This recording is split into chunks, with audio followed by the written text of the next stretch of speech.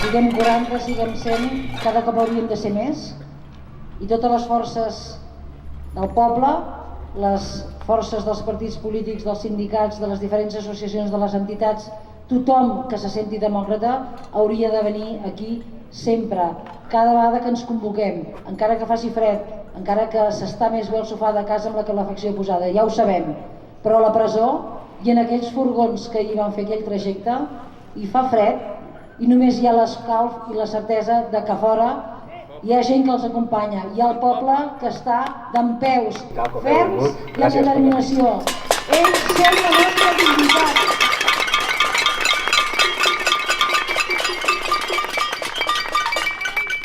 Què esteu fent? Les nostres preses i presos polítics són a presons espanyoles. En pocs dies començarà un judici contra el referèndum d'autodeterminació, contra unes persones innocents, contra la voluntat de més de 2 milions de catalans i catalanes. En definitiva, es farà efectiva una farsa contra tot un poble.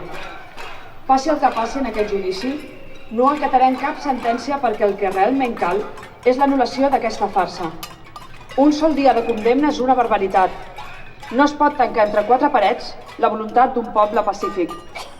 Doncs jo recordo de fa anys, quan vam començar a organitzar les representacions de l'Era del Baró, els primers escrits que vaig fer, els primers guions per poder representar la història aquesta, els vaig fer a casa de l'Oriol. Jo el vaig escriure i vaig trucar a l'Oriol i vaig dir: Oriol, em podries donar un cop de mà amb la història? I em va donar un cop de mà, 2, 3, 4, 5, em va reescriure la història, em deia coses que aquí no estaven bé, em va ajudar a explicar el que era el Delma i tota la història de l'Era del Baró, així, sense obrir llibres ni res. Va començar a fer que hagués pogut fer una obra 3, 4 i 15. I recordo allà, a casa de l'Oriol, asseguts i explicant-me tota la història de l'Era del Baró i de molt més. Tenim apenes el que tenim i prou.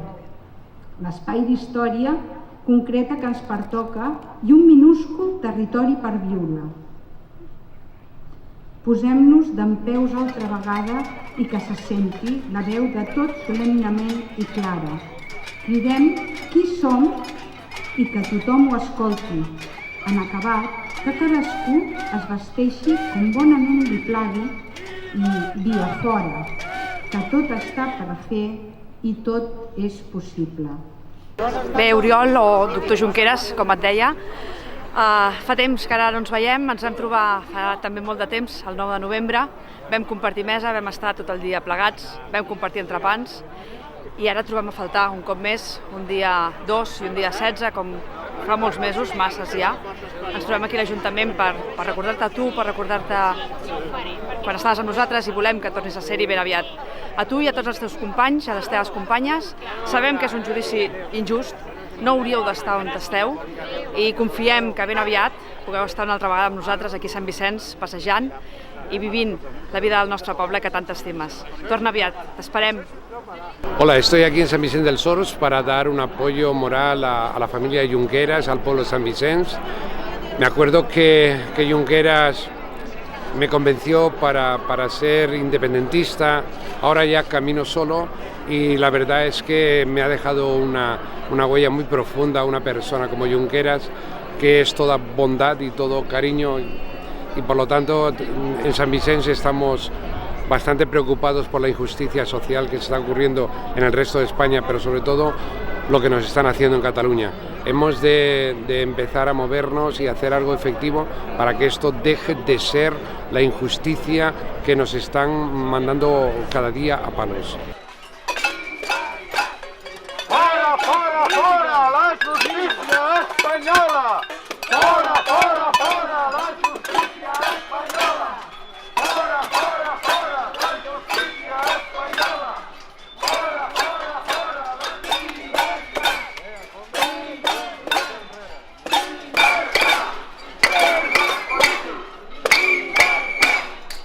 Venga, no, explicar una anècdota que teníem a l'Oriol i jo de petit, sempre un dels seus jocs, i jo crec que el defineix amb ell de forma molt clara de com és i de tot això que fa i aquestes capacitats que té, no? De petit ell jugava a demostrar-me teories, em feia feure en un dels sofàs de casa, se'm quedava mirant, em començava a explicar una teoria i no parava fins que me l'havia absolutament convençut.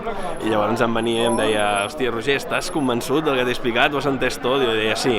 Llavors ella se'm quedava mirant i diu: doncs ara et demostraré absolutament el contrari. I tornava a començar a fer-me una demostració absolutament de la teoria contrària, no?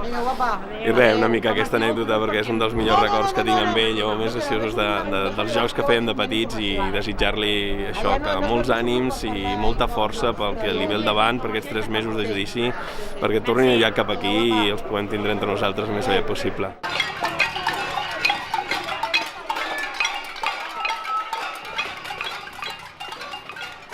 Avui, el nostre company, amic, veí, pare, espòs i germà dorm en una cel·la a 600 quilòmetres de Catalunya, després de més de 450 dies tancat a la presó, sense judici de cap mena, com la resta de companyes i companys que seran jutjats pel Tribunal Suprem les properes setmanes i mesos.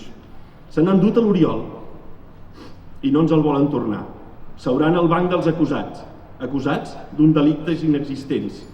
3 cops per setmana haurà de sotmetre's a un judici. L'aniran a buscar en furgonetes, tal vegada l'emmanillaran.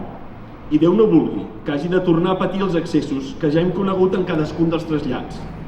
La falta de respecte o un tracte vexatori. El que no saben és que res ni ningú podrà acabar amb la set de justícia i la fam de llibertat, que elles i elles mantindran per sempre més en el servei d'aquest poble, que afrontaran el judici amb el cap ben alt, sense penediment de cap mena, perquè no ens hem pas de penedir de l'1 d'octubre. En tot cas, és l'Estat que s'hauria de penedir i d'ordenar pagar als ciutadans pacífics.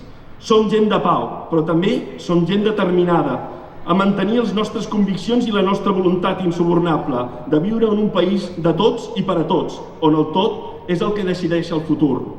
Salut i república i a perseverar, perquè, com diu l'Oriol, si perseverem, més d'hora que tard es dibuixarà un somriure etern en els ulls de tota la bona gent d'aquest país. Visca Catalunya!